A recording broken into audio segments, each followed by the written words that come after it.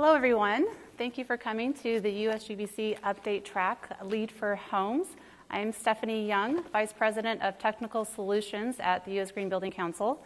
Our team is sort of the nexus between LEED technical development that creates the rating systems and market development or market transformation to understand what is it that's working well with our rating systems and programs, where do we need to make improvements, and where can we leverage the successes that are occurring in the market. So I'm excited to be here today to talk to you about what is happening in the residential sector.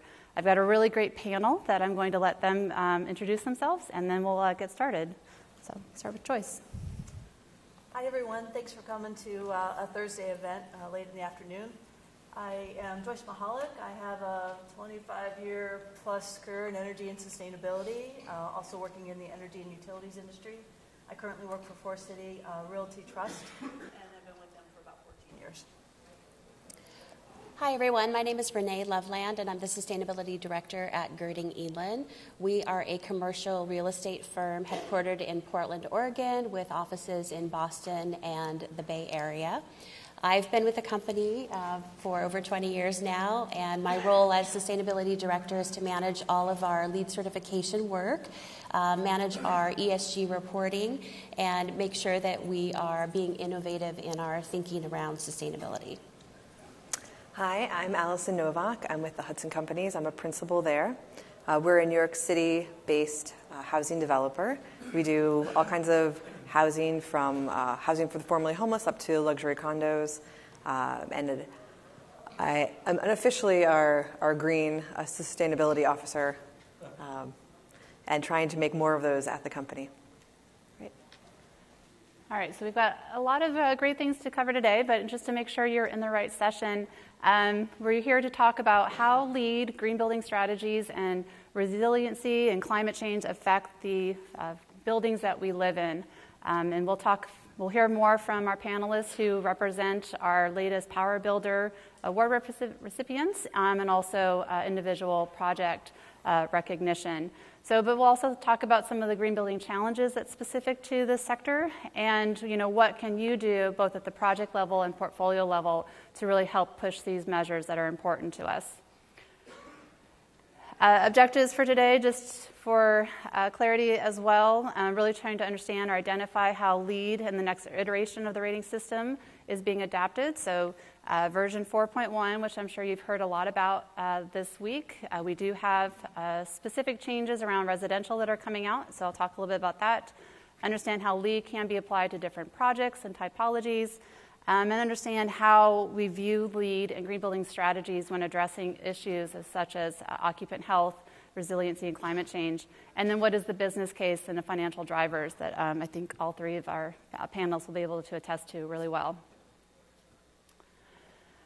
Our mission at USGBC is green buildings for everyone within a generation. That's a pretty aggressive goal, but that is our mission.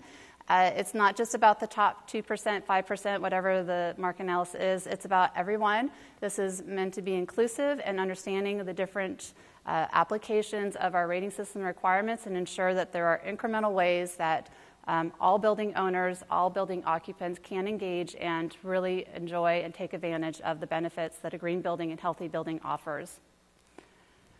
So I'm sure most of us in the room come from a residential practitioner background, so that's probably no surprise as far as the impact that these buildings and these homes have when it comes to greenhouse gas emissions. But it's also a testament of why there's a challenge and why we need to do more to reduce the impacts that our homes and our residential units have on energy use and also greenhouse gas emissions.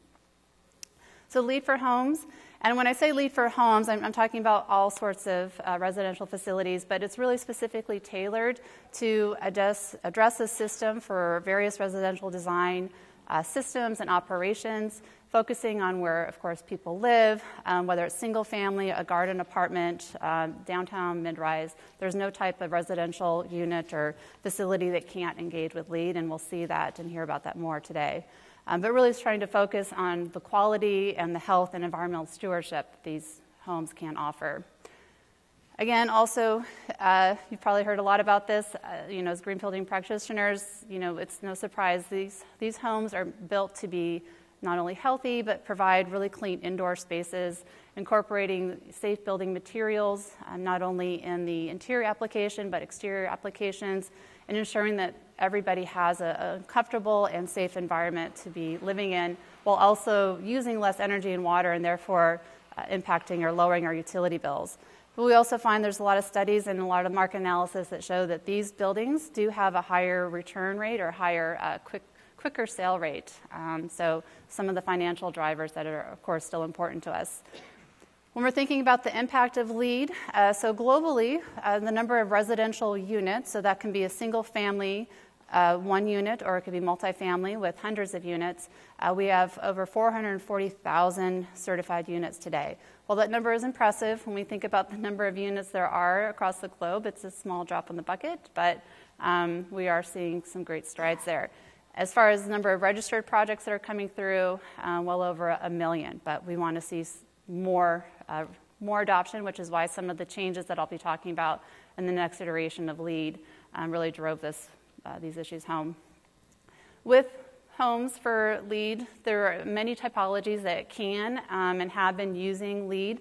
So whether it's a single family, multifamily, and you hear a lot about low-rise, mid-rise, high-rise, we're going to try to reduce that confusion and kind of get away from some of those terms, although it's still important to understand how those typologies work within our rating system. But just know that when we're talking about multifamily, it's inclusive of all of those facilities. But also affordable housing is not just about the market rates. And of course, different demographics living in our homes, whether it's student housing for a campus and university facility or senior living. All of those are captured and are utilizing the LEED rating system. You might be asking, okay, well, that's great for those that are doing high-end homes. It's only for the higher market rates, but know that over a quarter of all LEED certified homes are affordable. A lot of that is attested to Habitat for Humanity, who's been a great champion in LEED, and other affordable home builders that are incorporating these requirements and these applications because they understand that it's not just about having a marketable, or it's not just about having a home that's meeting green standards, it's about the reduced utility costs and the durability of those homeowners that have economic impacts. Other sort of advantages of LEED is, as far as it really is a recognized leadership standard. There's none other across the globe that has as much recognition, and it really is preferred by a lot of the equity investors and recognized by a lot of the capital markets, both here in the U.S. and outside. And it really provides a sort of a credibility that's recognized by a lot of consumers, including ways that's ensuring that with our documentation and the verification that's provided and the on-site verification, really ensuring that quality construction is instilled from start to finish. And we really are a third-party system without that conflict of interest that might be seen in others. So there's no affiliation, or we're not directly owned or operated by any sort of building trade association. As far as what we are able to offer the homeowners and the occupants, in addition to the in-field inspections that allow the builder and the developer to understand exactly what they're getting, ensuring that there's fewer construction defects, it provides a greater confidence to both the buyer and the occupant. Installation installed must be provided as part of the manufacturer specs. If they don't install it properly, that can really affect the effectiveness of the home. So ensuring that that's done during the construction of the project is of high value, of course. But really ensuring that we have improved comfort. Everything from the insulation to the air sealing and the HVAC testing is part of the LEED certification. And then also the financial benefits, as I mentioned, to building owners. There are studies, particularly here in the U.S., that show that there's faster lease and higher up rates or higher rents, based on a study done by CoStar. There's a higher sales premium depending on the market, but that has been shown in areas such as D.C. and California. But regardless of where the home is located, it's certainly reduced operating expenses, whether it's utilities, the durability, or other sort of pest management control if that's an attribute that's been implemented. And there could be also lending reduction from certain providers, Fannie Mae and HUD are some examples of that. But overall, the cost to the builder can be rather small based on the overall cost of that construction. And therefore, the benefits are definitely surpassed and provided onto that owner for the long haul.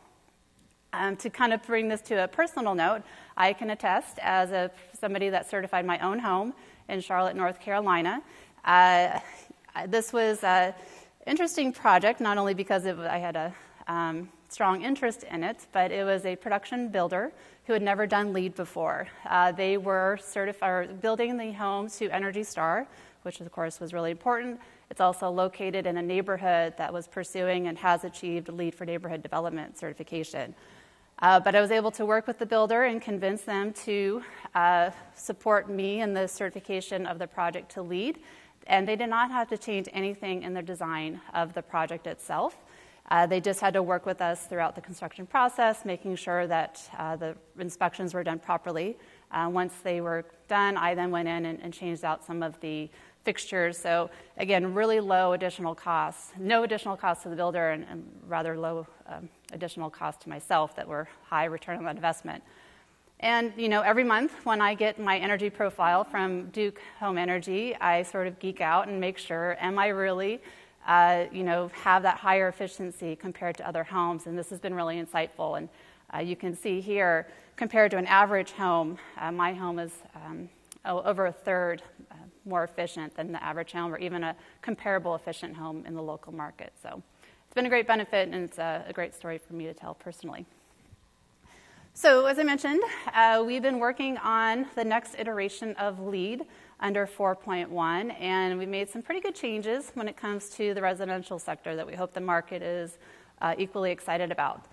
So you might have heard, or you might be familiar, currently we have about 4 or 5 different sort of rating system paths that a residential project can take. And we've now we have streamlined all of those into a single rating system called LEED for Residential 4.1.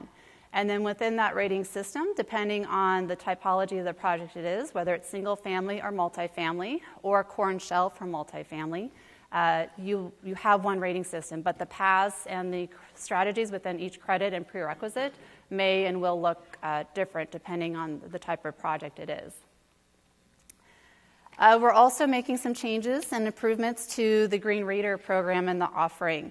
And so going forward, not that we're sort of lowering the bar, we're just making it more applicable to different professionals, particularly outside of the U.S., to make it more user-friendly and ensure that we have more green raters out in the market while also ensuring that they meet the right qualifications. But we are looking to make it easier for various residential professionals to qualify, and again, addressing those sort of international markets. We still have a lot of details to work on, nothing that concrete that I can share today, but just know that these changes are coming and we'll have more to share hopefully in the first quarter of next year. But others that might be working on other certifications, such as Passive House, you'll also see in version 4.1 equivalencies, particularly with energy modeling. So we have a new compliance path for those projects that are doing dual certification under both Passive House and LEED. You won't have to do 2 separate energy models. If you meet the Passive House energy requirements, that'll be an automatic recognition in LEED. The thresholds will vary depending on your climate zone, but hopefully that will reduce some of the burden on doing those dual certifications, which we still highly encourage. As far as some of the changes with multifamily version 4.1, we really understood in recognizing the unique needs and priorities for these occupants. So some of the credits that were previously part of BD&C version 4 that weren't really as relevant to multifamily have been removed. So things such as cooling towers and interior lighting are not part of the multifamily adaptation. We also looked at more residential-specific compliance paths when it comes to existing credits such as thermal comfort and acoustic performance that we feel are more appropriate or applicable to these types of facilities. And then finally, some of the durability management or interior moisture management prerequisite or enhanced compartmentalization has also been updated to be more applicable. So we're expecting to have the draft of these released middle of next month, and then we'll do a full launch for a beta process that teams can come in and start utilizing those paths. But you'll get to see firsthand what those changes look like in the coming weeks. And we want your feedback. We want to hear how relevant, how applicable, how appropriate are these changes going to be, and how will they affect you, either hopefully positively, but if there's some negative impacts unforeseen by us, then we want to hear about that as well, of course. On the single family side, we really prioritize a lot of the credits with the highest value to customers. So energy and water will have a higher weighting compared to some of the location or sites credits that you might be familiar with, but it's still ensuring that we have improved comfort, durability of health, and addressing green materials. We're also looking to streamline and to focus on very specific single-family construction features. So we removed any mention of multifamily in the rating system language and added in points for water and energy. And then finally, we're also adding options to lower both the hard and soft costs with certification. So those projects that have had success with Energy Star will now find they have a rather incremental difference to upgrade to LEED. Hopefully it's rather a minimal difference that you'll find in the new system. Other things as far as really positioning ourselves to be more focused, or not more, but to be more appropriate with our production builders. So you'll see that we have a way to, working with GBCI, turn those reviews around more quickly. So that way, hopefully the project team and the owners have that certification within 5 business days and in time for closing on the home. We see that there's a lot of value, and we understand that having that certification when you sort of turn over the keys to the new owner is important. So we're looking into offering that for you. A lot of those details are still under development, but that is our goal. So we have a lot of information and a lot more materials and guidance, or even ways that you can find green building professionals in your areas to help implement these different strategies as part of our Green Home Guide. And you can also receive the monthly newsletter that provides a lot of these details or tips or things to consider when implementing LEED and other green building strategies on your homes. And sort of a segue into hearing more specifically as far as how some of these practitioners have been able to implement LEED across their portfolio of projects. We've got a couple of our Power Builders recipients, Forest City from Joyce, and Curtin Elin, who will be talking about what they've been able to do on their high-rise projects. And then we'll hear from Allison on what she's been able to do on some of their multifamily projects. With that, I will turn it over to Joyce.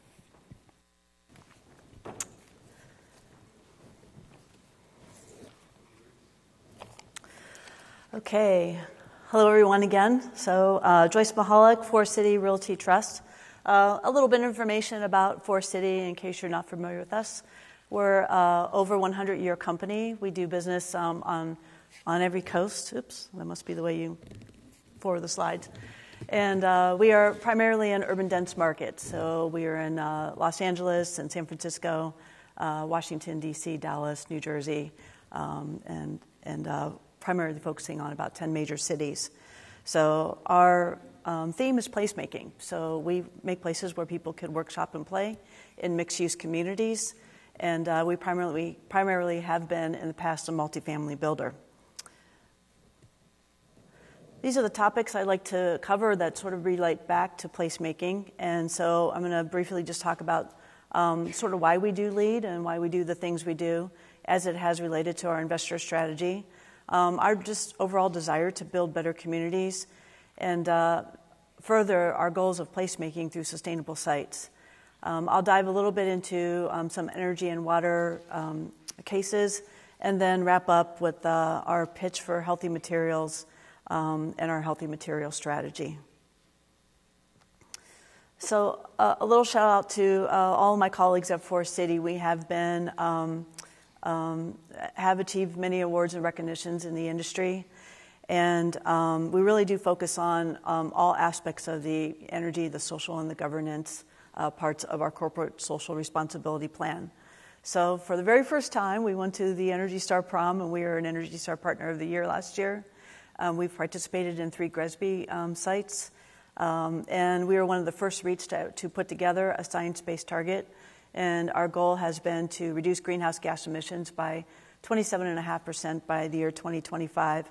And we really pride ourselves on some of the steps that we have taken on social issues, bringing women onto our board in 2017. and just overall trying to be a good citizen. So the backbone of our company, and maybe it's just because I'm not really that creative, but we've never really taken the position of trying to create our own brand around sustainability and now because there are already good people and good organizations who are basically done this for us. So we've been, even in multifamily, a huge LEED certifier company who achieves certifications. We have over 25 certifications, and we are honored to receive by U.S. Green Bean County the Home Power Builder Award for 3 years in a row. So, why reinvent the wheel when you already have a framework that you know that works, that we continue to repeat and apply over and over again and basically save our self-design and construction cost. We are now also adopting WELL, and our existing portfolio goes into Energy Star, and we have in our office market and our multifamily over 12 Energy Star certifications. And we are recognized by the DOE as being a green lease leader as well. So we focus our location, transportation, and sustainable sites credits along our placemaking theme. So it's not like we're trying to go after the credit and then fit it into our business plan. The credits already fit into our business plan as being a placemaker. And one of the first things we'll do when we're looking at a project is really see, like, how is this going to affect our residents and the people that visit our sites? We'll perform a walkability analysis and a green space evaluation, and because we want to see how the community that we plan to build will affect our residents. We want to try to improve sleep. We want to save them time, give them paths to allow fitness, and so forth. So, everything that we do surrounding that, as you can see in these communities, will support those credits. The one on the left is Pier 70. We just started construction there, and we're literally, and this is a rendering, but we're taking a roof from another building and putting it over onto one of the busy retail streets and sort of making an archway, trying to keep in mind that historical fabric that has been the legacy of Pier 70 and that neighborhood in Dogpatch for many, many years. Just by location, everything that we do is transit-oriented and close to, so we are able to achieve high walk scores. And we want to create that sense of, connection and community. Our properties in Stapleton are probably some of our best known. And we've built whole cities with schools, providing a lot of green space for people to interact with each other in. So let's go back to this one real quick. One of the things that we've been doing with respect to these two credits is in version 4, in the last 3 or 4 builds that we've looked at, is try to evaluate whether or not we can look at the alternative pathway of just taking advantage of those neighborhoods where we've done LEED for neighborhood development and already achieved a certification. So my advice to you on that is to take a look at it. And it usually would depend on whether we'd sort of go that route or just try to document the credits individually by the fact of whether or not, like, how close we are to sort of pushing that next level of certification. So if it would help or hurt us from going from silver to gold, then we have chosen to either use it or not use it on some of our projects. We've really studied the social equity and the resiliency credits, and I'll be honest with you that we found that the documentation of them has been onerous for us, but the principles are there, and they're the right ones, and so we've used them in many of our build-outs.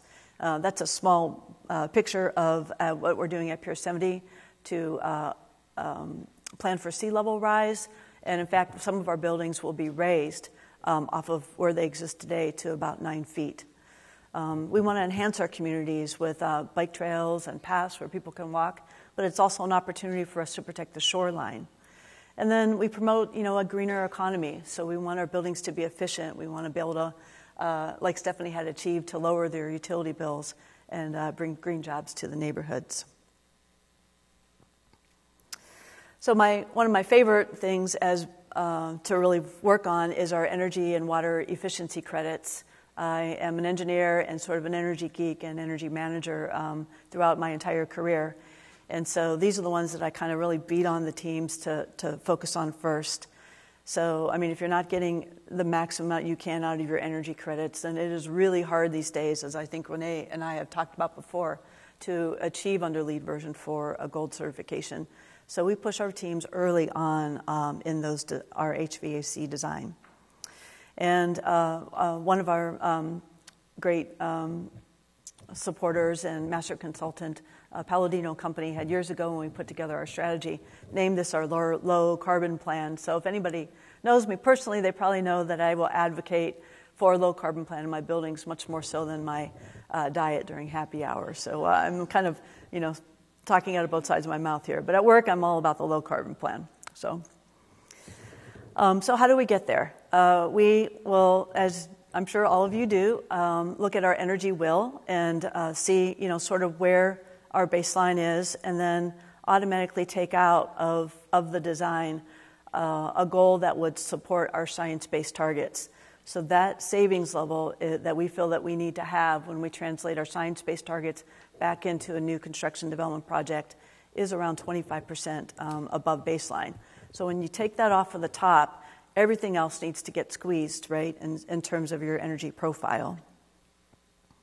So we'll look at our energy model, but we'll also look at sort of other things along the way. We have to make sure that we're doing a in-depth thermal comfort analysis, which kind of starts to speak to some of the other credits in the LEED scorecard, and make sure that we're not being overly aggressive on the energy efficiency such that we're going to have tenant complaints and basically a decline in the resident experience.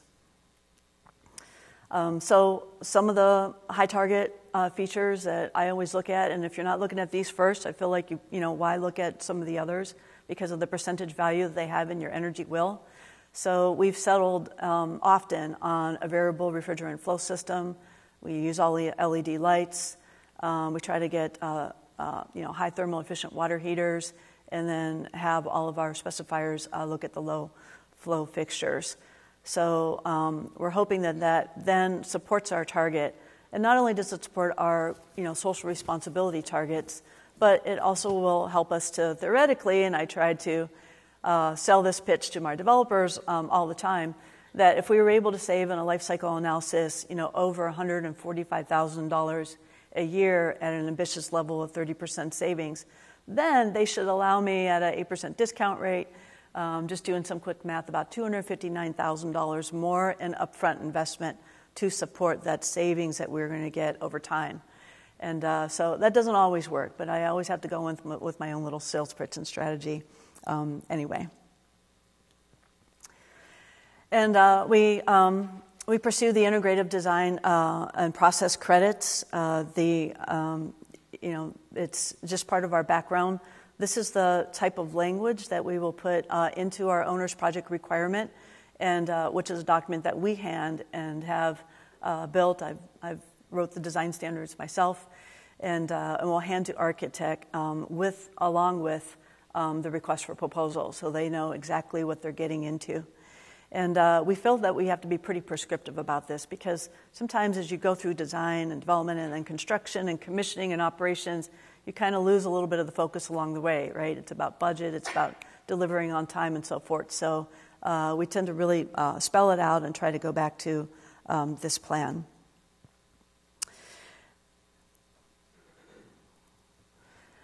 So what I found that we were doing well is we do our own lessons learned, and as the team continues to meet throughout that whole process, and then we get together after the project to talk about what's going good and what's not going as well. We realized that we've sort of achieved a lot of our goals in operations and maintenance, and so 6-7 years ago, when I was just a pup in this industry, I was trying to really make sure that if we are a long-term hold developer, that we are going to be able to keep our costs down and make sure that we meet our pro forma targets. But over time, that just became routine. And, the things that we were focusing on that would sort of take the scorecard and really help to apply it into the operations area were already done. So as the well movement began to unfold, then we realized that we needed to sort of keep up with all of our competitors and really build our own health and wellness strategy. And so these are some of the, along the bottom, our pillars are place, space, body, and mind. And these are some of the credits and so forth that we could focus on within the LEED scorecard that is going to promote the health and wellness strategy. So when we get to, so now that we have sort of operations and maintenance sort of underway, we felt that the best thing that we needed to tackle if we wanted to promote healthy buildings was to really focus now on our material strategy. And we probably did a 3-year deep dive and a baseline on our whole portfolio to see where we were today and where we wanted to go. And we found our interior designers probably just as long, about 3-4 years ago, it was all about the aesthetics. So this is some of the palette that we had at our waterfront station property outlet on Force that we had picked. And we spent a lot of time in meeting just saying, look how pretty, right? It looks really cool. And so now instead in the projects that we're doing this year, we're beginning to sort of do that deeper dive and request of our interior designers that they look at how they're going to support our MR credits. And our procurement teams and myself and others will sort of like strap them into a room and make sure that we've sort of went over this presentation and they receive the lecture on sort of what's important to us. And so one of the things that we're finding is that we needed to have a two-pronged approach. We have to make sure that we're supporting our corporate social responsibility goals of supply chain management. So, the topics of around embodied carbon and supplier diversity, equity and labor and so forth. All of those along the supply chain and what materials are and sort of the action of our vendors has been very important. And then we also wanted to really focus, because there's so much in the material space, our efforts on what is resident facing. That's where we figured we would start. So anything that is our finishes level in our apartments, like our flooring and our furniture, it should follow, it should be like front and center. And just like I have in my overall strategy for LEED and WELL and Energy Star, I feel the same way about when we get into the material credits. It's that why reinvent the wheel here? We have some great nonprofit organizations that are out there, like Cradle to Cradle and EPD and Floor Score, Green Guard, that are really doing some of the heavy lifting for us. So we put our specifications together around making sure that we're asking for materials that are going to be within that palette that already have achieved some of those labels.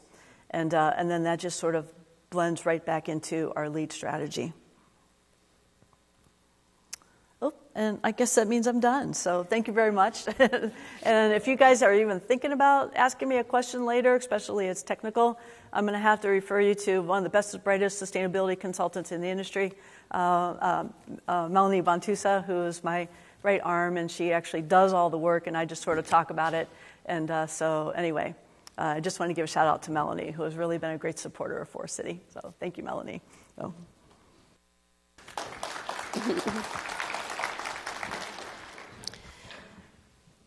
Okay.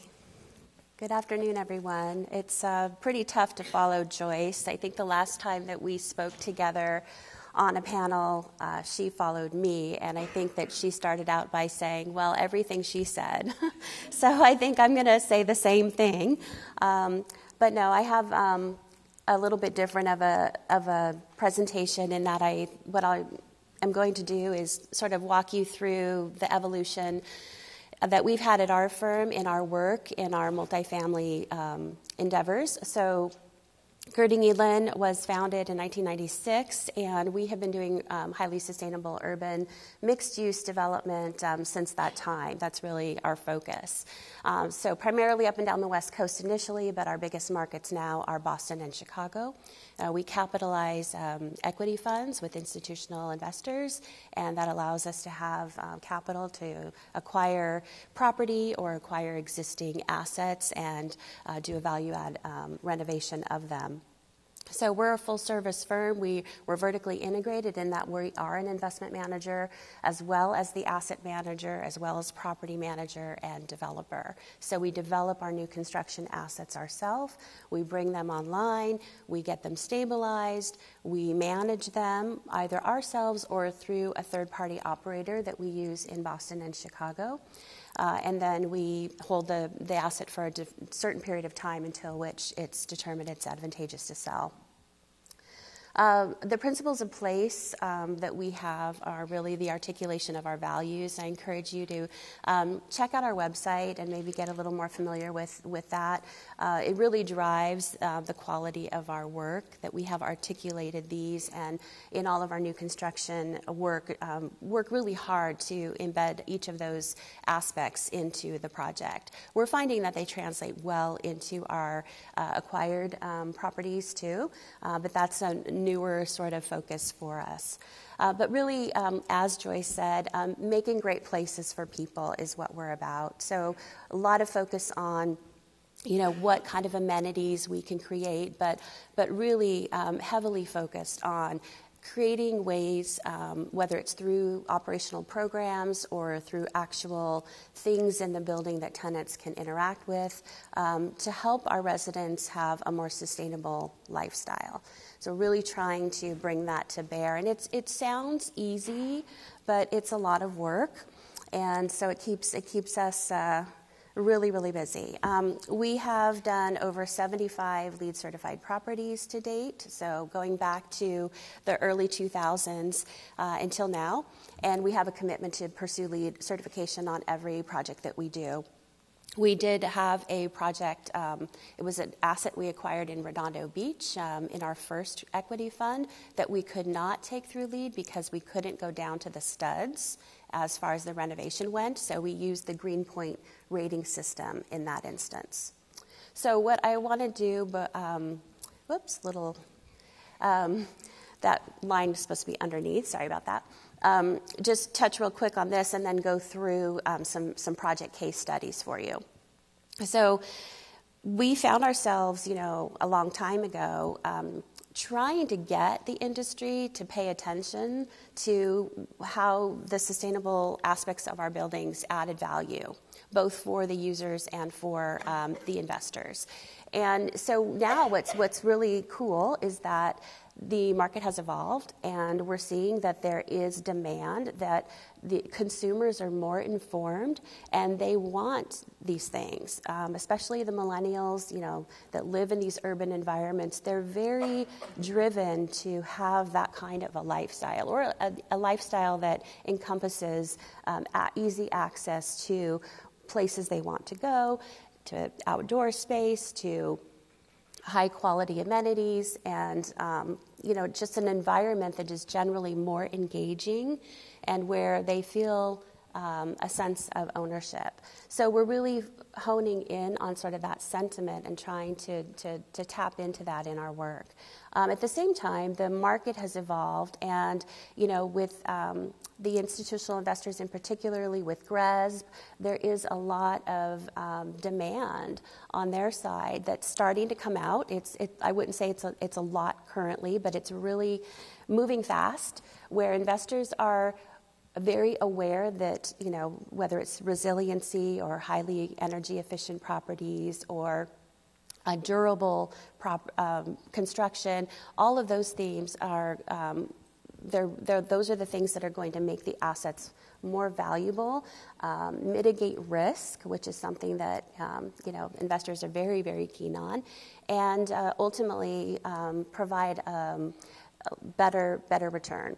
So it's been kind of fun to be at this point where there is a greater appreciation for all of these things. I'm sure Joyce can relate to this.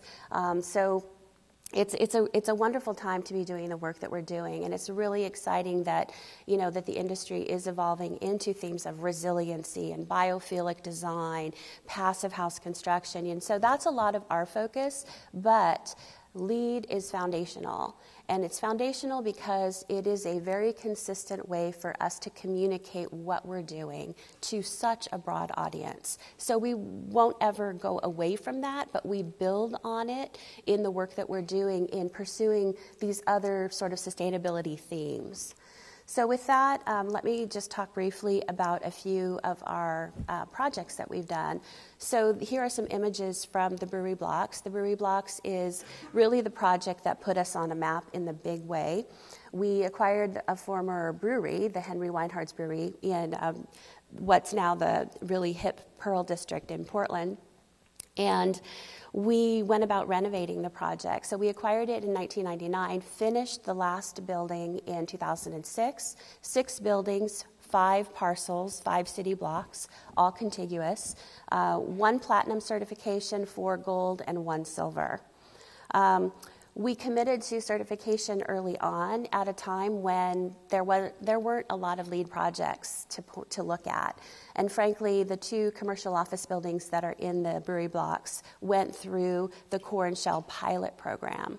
So that was a really interesting experience. But the Brewery Blocks also features 2 multifamily buildings, 1 condominium building, the Henry Condos, and an apartment building, the Louisa. We pursued certification on both of those, and that was a really interesting endeavor because as we heard Stephanie talk about, some of the LEED credits in LEED new construction don't really apply very easily to a multifamily building. And so we struggled early on at a time when I think everybody was struggling to figure out how to work through some of that. But we were able to help inform the core and shell pilot, which was really fulfilling, and had some interesting lessons learned that helped us build our internal capacity, if you will, around LEED certification project management. So we worked with a lot of great people on that project, and I think everybody walked away after working so diligently during those 6 years, during which we did a host of other work as well. But we were able to sort of move quickly to understand how important an integrative design process was. And I think what was really impactful was that so many different people participated in all of these different buildings that we were able to have them then go off and take what they had learned and really start this sort of little wave of knowledge building.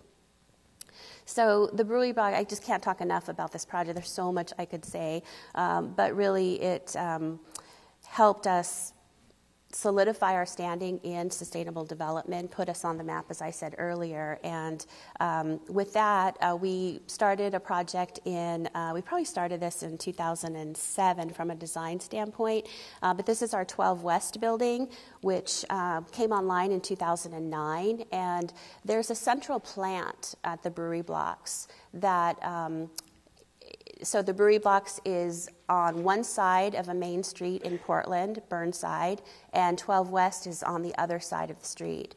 The central plant was extended to 12 West, so that was a really interesting aspect about this building. And this building is double LEED Platinum certified. It's a mixed-use building that has retail on the ground floor, office space for ZGF architects, I think 4 or 5 floors, and then I think 240 apartments above.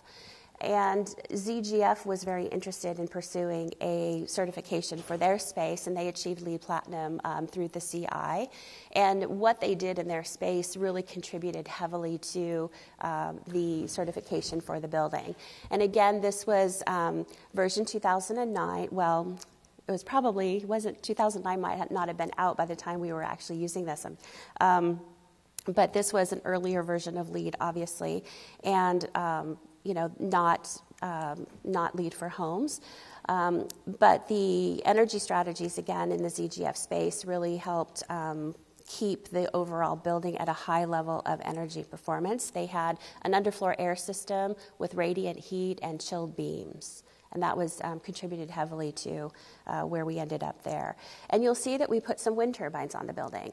That was a really interesting project. We did a lot of research, and when I say we, I should say ZGF. They sort of led this process, and we had a Danish wind expert come, and there was a lot involved in that, and we were really interested in seeing if this would be impactful from an energy standpoint. What we learned is that it contributed about 1% of the building load, enough to power the elevators. And we've had a lot of issues with them over time, so it's been pretty hit and miss from a technology standpoint, but what really was a win with the strategy was that it showed in a big way what the building stood for. And I think that alone, it drew so much attention in the local community and people who come to visit that people are interested. Well, why the wind turbines? What does that mean? Oh, what does it mean? This is a green building. So, having those visual cues on sustainability can be really, really important, even if they don't necessarily bring you the results that you originally hoped for. Obviously, that's what you are motivated to do, is for that reason. But we felt this ended up being something that was valuable to the project. And with this building, we went about sort of more of a boutique-y approach and really started focusing on incorporating more and more art, which was always important to us. But with the next building that I want to talk about, these are some images from the Frank, which is a LEED for Homes Platinum certified multifamily building in Venice Beach. And this came online in 2012. It was our first building in our first Green Equity Fund, our first LEED for Homes project. We learned a lot. It was an interesting project because Title 24 also has certain nuances to it that at the time were maybe not matched with LEED as well as they are now. So that was a big learning curve for us. We also went through a lot of education, both internally with the help of our Green Rater and with our construction team on the compartmentalization and the installation of the insulation. So all of the inspections that had to be coordinated, that really was a big learning process. And how do you do that effectively? What does the contractor have to plan for? And so really, this project, I just fondly think of it as the time when I realized how cool it is when you get to really talk with the contractors more directly that way. I feel like LEED for Homes brings that value to the table in that you're really involving the construction team more directly in the project, as opposed to asking them to track the adhesives and sealants and give you documentation, track the construction waste and give us that. You're really more partnering with them during the actual construction process. And I think that's really, really valuable and something that LEED for Homes has really helped us achieve. This is a snapshot of a really cool project that is also LEED Platinum certified. It's a partnership between a nonprofit organization and the Housing Authority of Portland to help treat women with addiction who have children.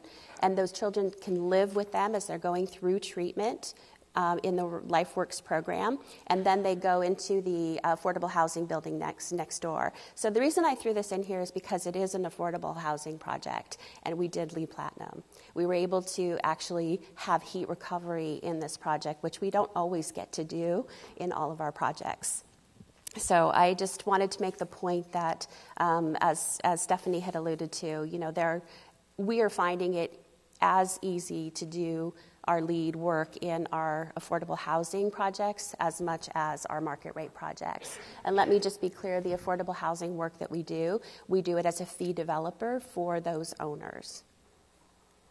This is 38 Davis. It's a LEED Gold certified building in Portland. Great project, true mixed use in that it has the retail, it has higher education space for University of Oregon.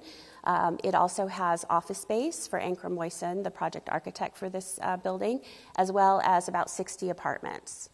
And it was our first LEED version 4 project. So this one, we learned a lot of things on this one, particularly with respect to materials. It was really, really challenging we were, I think, a little overly optimistic in what we were going to be able to achieve. And we realized that, it required a lot of assistance from our sustainability consultants, so Melanie and her team at Brightworks, thank you, as well as, just the market not necessarily having that information available. We earned the social equity pilot credit on this one because Curtin Elin is a certified B Corp. So that was also a really cool highlight.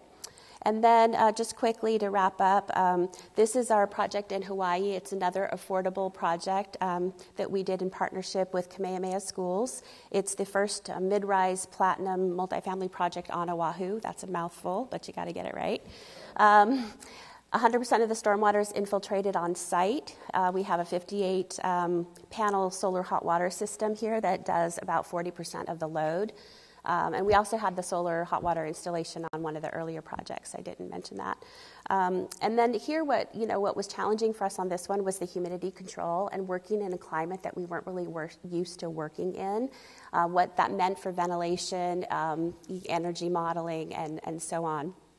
So that was a little bit tricky, and like I said, we learned a lot on that. But we were successful in earning certification, and it means so much to this community. We had a wonderful party, and just hearing directly from the residents, I am so appreciative to live in a safe and comfortable home that I can afford.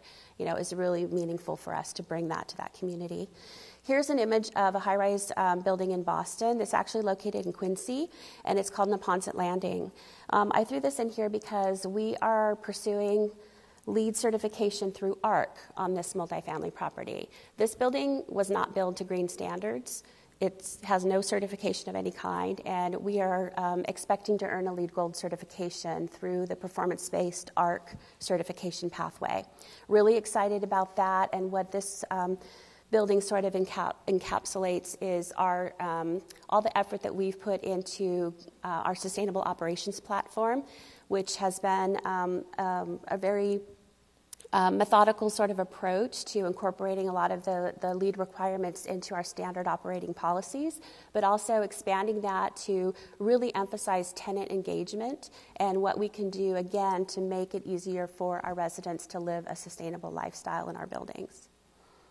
And then finally, this is a building here in Chicago, which is called M, and it's a LEED Gold building, 199 units, opened just a little over a year and a half ago.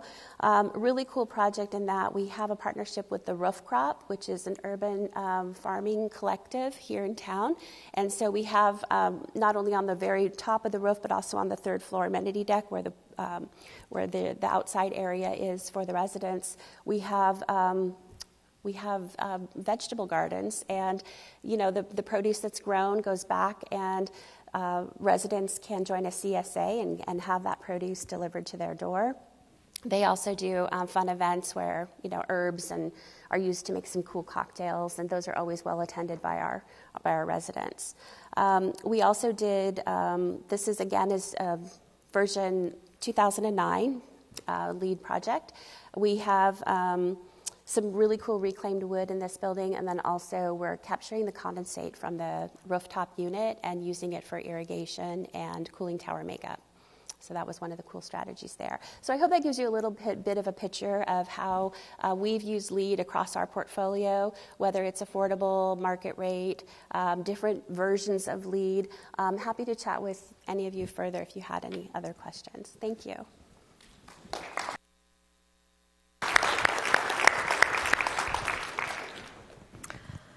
I feel like I am the small fish up here with Curtin Elin and Forest City, which is funny because, I'm also from New York City. So, New York City likes to think of itself as the kingmaker.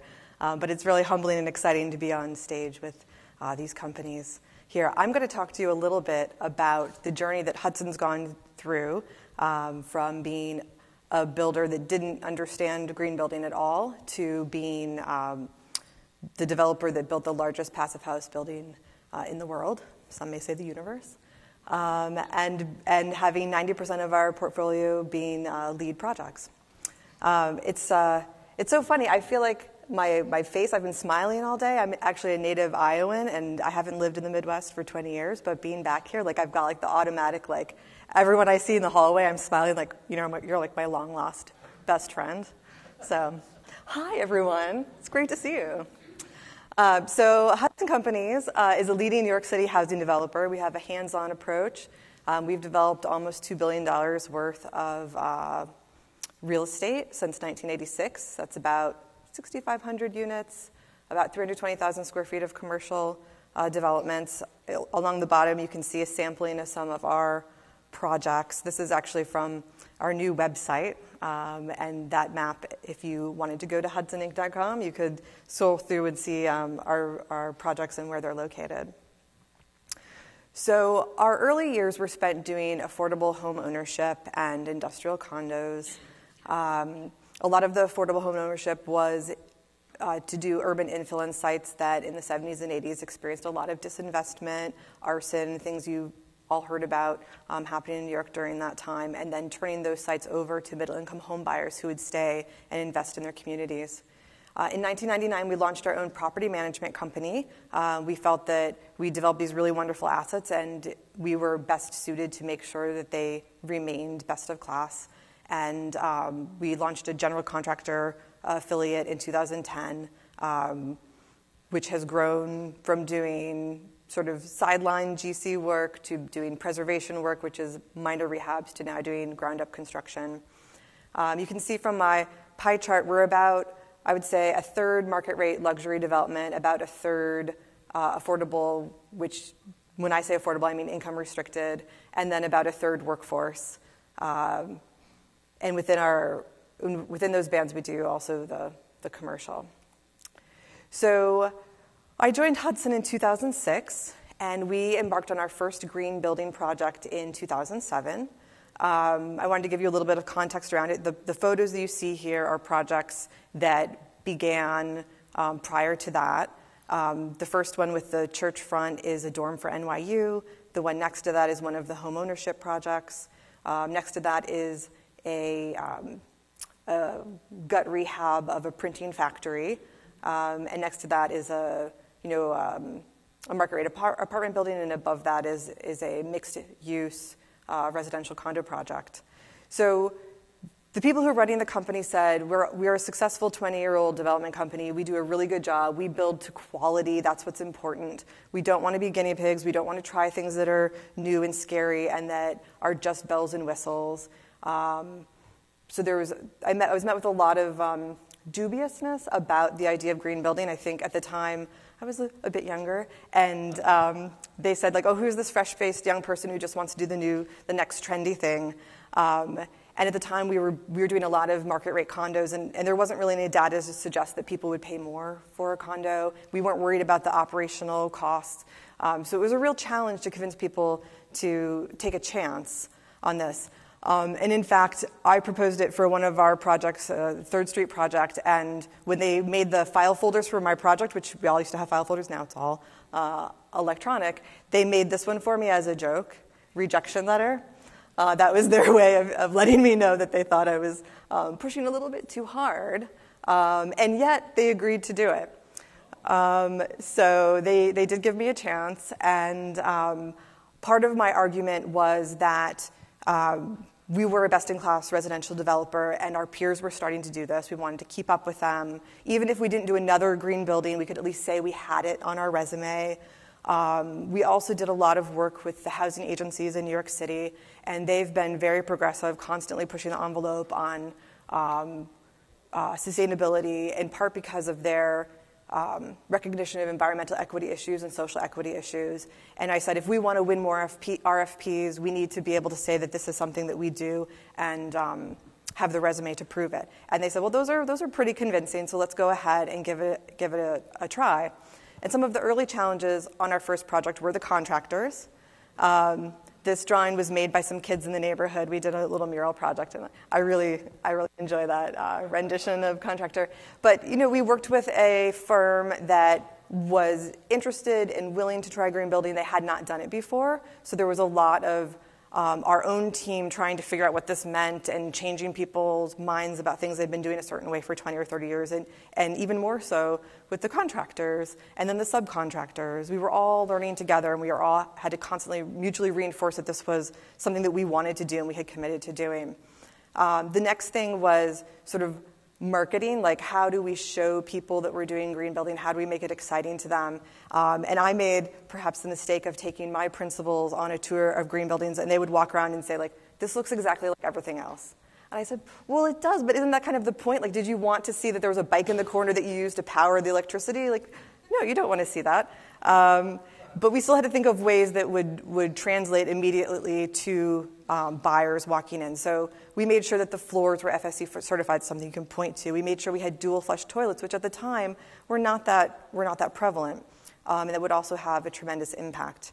We actually installed one of the toilets in our office because people didn't believe it would work properly. It still works. And we had success. So this is the project, our first LEED project, our first green building project. And we did LEED for Homes, mid-rise platinum. We were the first mid-rise platinum project in New York City. So we went from doing nothing to just being really concentrated and having champions, and that's what we achieved. And I'm still very proud of that. This project was completed in about 2010. So we learned that we can. But we also had some harder lessons. The image behind here is a gut rehab condo building that we started a little bit after the first project. And we got almost all the way to the end, and we realized we just didn't do a great job with air sealing. We could not pass the test for the life of us. So this one failed. But we figured out what we did wrong, and we knew what to do the next time around.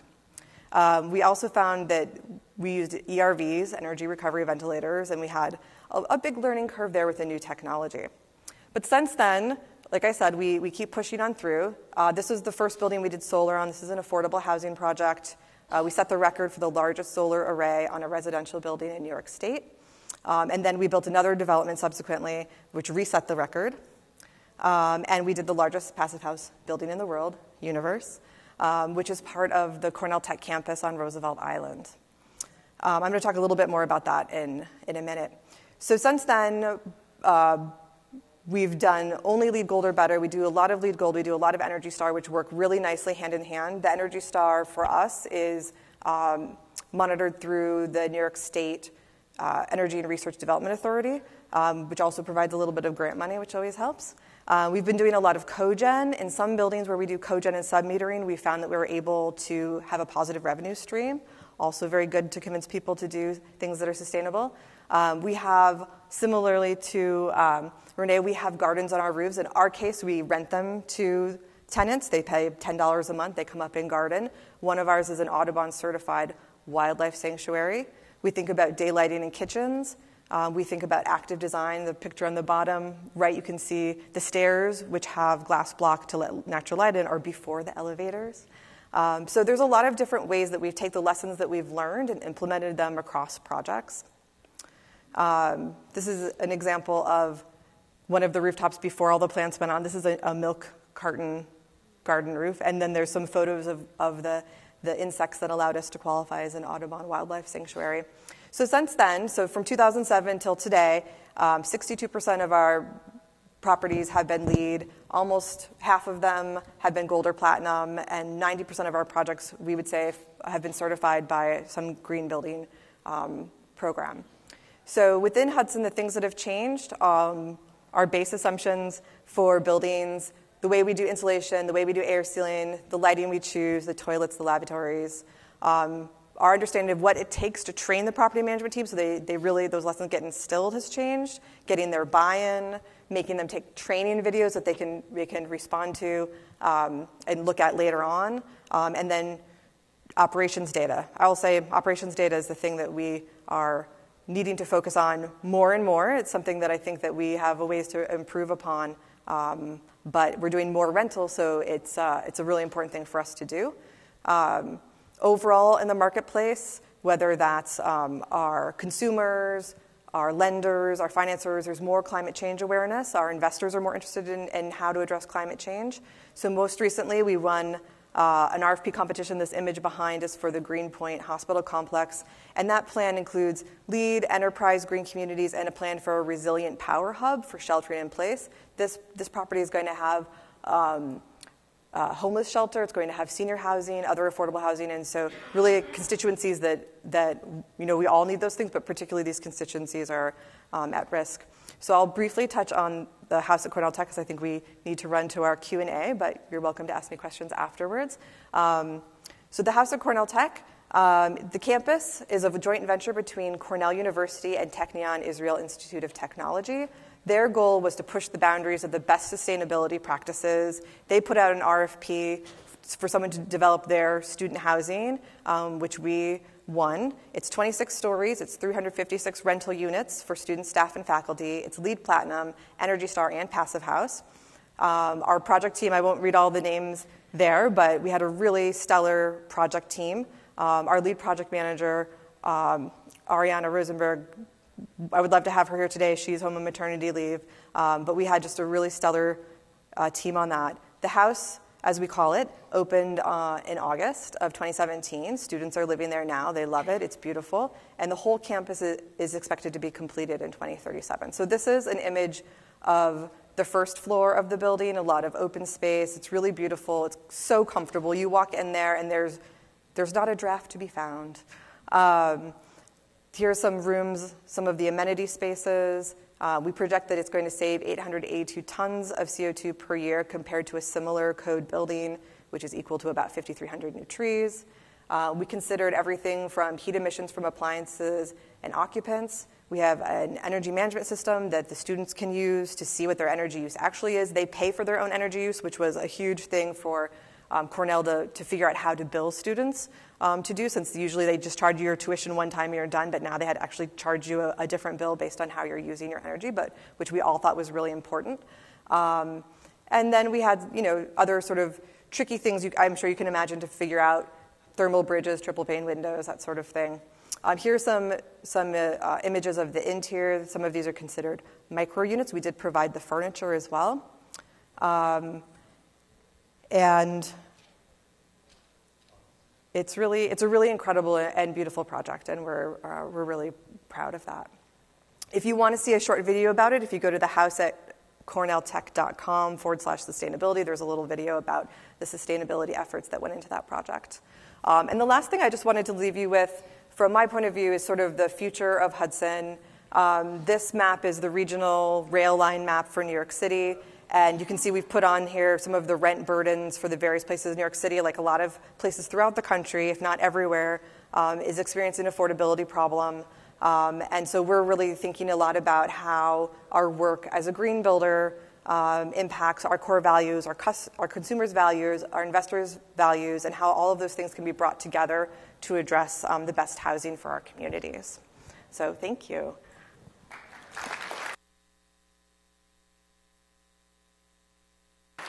All right, well, thank you, everyone. I know we're over time, and we do have to turn the room over, but I want to give the opportunity for one or two questions. If you go to the mic, we can take some questions.